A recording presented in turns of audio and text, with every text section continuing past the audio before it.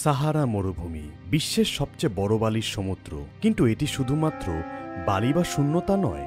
এর পেছনে রয়েছে এক গভীর ইতিহাস, রহস্য এবং প্রকৃতির চরম বৈচিত্র্য। আজকের এই ভিডিওটিতে আমরা উন্মোচন করব সাহারা মরুভূমি সম্পর্কে, যেখানে একসময় ছিল জীবন, সবুজ বনাঞ্চল আর গাছপালা। কিন্তু কিভাবে আজকের এই অগণিত বালির স্তূপে পরিণত হলো? তবে চলুন দেরি না করে শুরু করা যাক।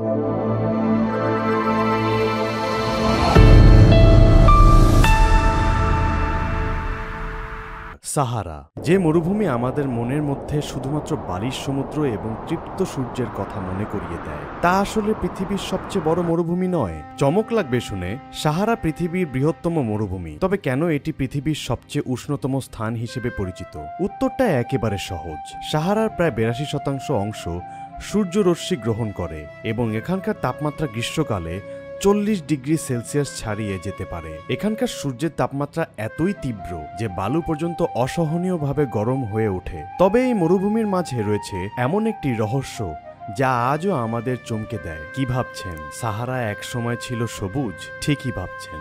হাজার হাজার বছর আগে সাহারা ছিল তৃণভূমি এবং বনাঞ্চলে পরিপূর্ণ। প্রাচীন সময়েও এখানকার পরিবেশ ছিল উর্বর এবং জলভূমি ছিল। কিভাবে এই অঞ্চল ধীরে ধীরে মরুভূমিতে পরিণত হলো? বিজ্ঞানীরা বলছেন পৃথিবী প্রতি 20,000 বছর পর পর সামান্য কাত হয়ে যায়, যার ফলে মৌসুমী বায়ুর গতিপথ পরিবর্তন হয় এবং একসময় সাহারায় প্রচুর বৃষ্টিপাত হতো। এমনকি 4 থেকে 12,000 বছর আগে সাহারা ছিল এক বিশাল সবুজ অঞ্চল। তবে নানা কারণে, যেমন জলবায়ু পরিবর্তন, পৃথিবীর অক্ষের পরিবর্তন এবং মানুষের কর্মকাণ্ডের ফলস্বরূপ আজ এটি এক বিরান মরুভূমিতে পরিণত হয়েছে। এটি শুধু বালির সমুদ্র নয়, সাহারার গভীরে লুকিয়ে রয়েছে এক বিস্ময়কর ইতিহাস। এখানকার মাটির নিচে পাওয়া গেছে এক সময়কার নদী, হ্রদ এবং বন্যপ্রাণী, যেগুলোর অস্তিত্ব আজ আর দেখা যায় না। মিশরের কায়রো থেকে প্রায় 150 কিলোমিটার দূরে পাওয়া গেছে 36 লক্ষ বছর পুরনো তিমির ফসিল, যা প্রমাণ করে যে একসময় এই অঞ্চলে বিশাল সমুদ্র ছিল। এমনকি সাহারায় পাওয়া গেছে মানব সভ্যতার নানা নিদর্শন, যা বোঝা যায় যে একসময় এখানে মানুষের বসবাস ছিল। সাহারা মরুভূমি আয়তন মোট 36 লাখ বর্গ মাইল, যা প্রায় যুক্তরাষ্ট্রের আয়তনের সমান। আফ্রিকার 12টি দেশ এই মরুভূমি অংশ এবং সাহারা উত্তর আফ্রিকার 36% জায়গা দখল করে আছে। সাহারায় শুধু বালি নয়, রয়েছে পাহাড়, পাথুরে মালভূমি এবং শুকনো উপত্যকা। বালুর ঝড় এখানে খুবই প্রচলিত এবং কখনো কখনো বালুর স্তূপের উচ্চতা 180 মিটার পর্যন্ত চলে যায়। এছাড়া সাহারা মরুভূমির জীবজগতও অত্যন্ত বিচিত্র।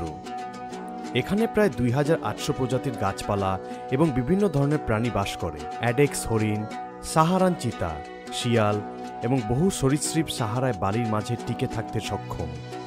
শুধু তাই নয়, সাহারায় এমন কিছু বিপজ্জনক প্রাণীও রয়েছে, যেমন ডেথস্টার বিছা, যার বিষ একটি দংশনেই একজন মানুষকে মেরে ফেলতে পারে। সাহারার পরিবেশ যতটা কড়া, ততটাই আশ্চর্যজনক।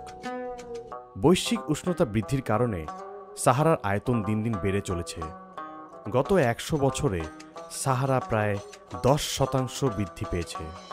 বিজ্ঞানীরা জানাচ্ছেন এই পরিবেশগত পরিবর্তন ও মানুষের বেপরোয়া কর্মকাণ্ডের কারণে সাহারা আরও বড় হতে পারে, যা মানব সভ্যতার জন্য বড় ধরনের হুমকি হতে পারে।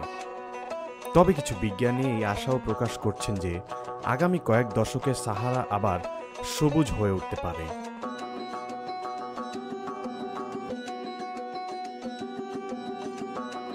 ভিডিওটি ভালো লাগলে অবশ্যই লাইক, কমেন্ট এবং শেয়ার করুন এবং নিয়মিত আপডেটস পেতে আমাদের চ্যানেলটি সাবস্ক্রাইব করুন এবং পাশে থাকা বেল আইকনটি প্রেস করুন। ধন্যবাদ।